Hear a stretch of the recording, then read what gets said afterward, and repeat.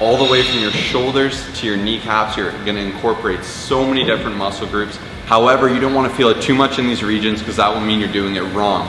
It's very important you're feeling it in your stomach region. Now we're going to show you some incorrect variations. Okay guys, so here Kyle is showing you a very incorrect version that a lot of people do where they stick their butt right up in the air. Here you're just using your leverages to your advantage and putting a lot of the pressure on your shoulders. This isn't that hard to do. I really would recommend not considering this a plank because it frankly is not. At the same end, at the other end of the spectrum rather, going all the way down like this is also not a plank.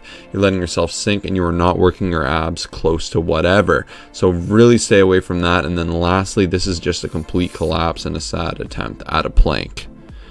Alright, so the number one is the leg arm lift for the plank.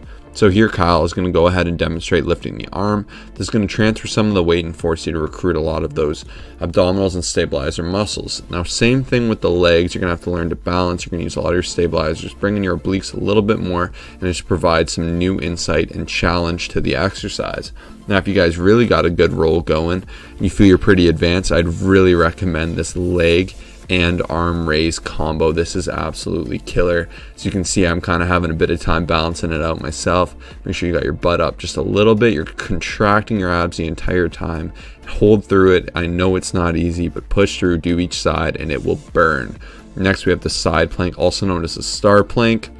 Here Kyle's doing the easier variation.